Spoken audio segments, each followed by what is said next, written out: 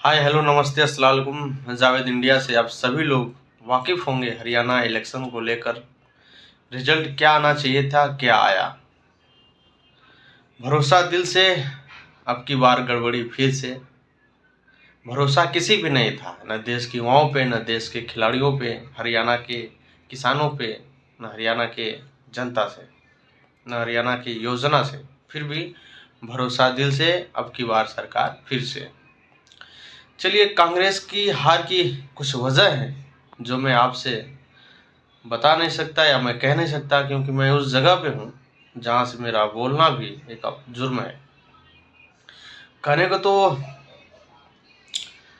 चुनाव आयोग भी तुम्हारा है, सुप्रीम कोर्ट भी तुम्हारा है, तुम झूठ को सच लिख दो, अखबार भी तुम्हारा है। बस आप इतना ही से समझ जाइए कि मैं कहना क्या चाहता हूँ। बाकी आप लोगों के सामने ये वीडियो है, थोड़ा इस वीडियो पे गौर कीजिए। हमें तो नहीं लगता कि अब शिकायतें करने से कुछ फ़ायदा होगा। तो कांग्रेस की कैंडिडेट जो हैं उनमें कमियां दिखी, इसलिए ये हाल रहा। तो अपनी कमियों को सुधारो, वरना गेम से ओवर हो जाओगे एक दिन। चलिए वीडियो को देखते हैं, आप भी देखिए क्या कह रहे हैं कांग्रेस के जो कैंडिडेट शिकायतें लेकर हम चुनाव आयोग नड्डा साहब। देखिए, में जल्दी ही जाएंगे और अपनी शिकायत वहां दर्ज कराएंगे। इस तरह का नतीजा कहीं भी धरातल पे नहीं दिख रहा था। आप लोग भी गए, हम लोग भी गए, सब घूम रहे थे। कोई ये नहीं मान सकता कि हरियाणा में इस तरह का अप्रत्याशित नतीजा आएगा। हम सब अचंभित हैं। ये अगर एक लाइन में इसको कहा जाए तो ये तंत्र की जीत है और लोकतंत्र की हार है। हम इसे स्वीकार नहीं कर सकते। हमने चुनाव आयोग से आज दोपहर से लगातार शिकायत कर रहे हैं। उनसे जवाब भी आया है, उस जवाब का जवाब भी मैं दे रहा हूं। है कि आप शिकायतें से कुछ और उसके बाद भी हमें तो 3 या 4 जिलों से बड़े गंभीर देखते हैं क्या होता है। शिकायत आए हैं। वो सब कल या परसों हम चुनाव आयोग के सामने पेश करेंगे।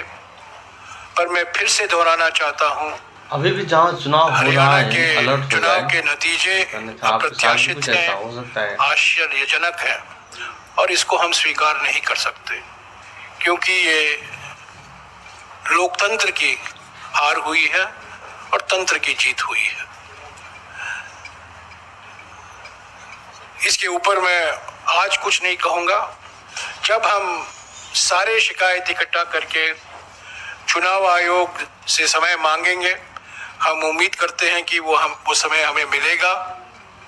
कल या परसों तक हम उम्मीद करते हैं कि हम चुनाव आयोग के सामने एक विस्तार से, जो अलग अलग जिलों से, अलग अलग असेंबली कंस्टिट्यूएंसी से शिकायतें आई हैं, कुछ आज हमने इलेक्शंस कमीशन के सामने रखा था, पर और भी हैं और बड़े गंभीर मुद्दे हैं ईवीएम को लेकर।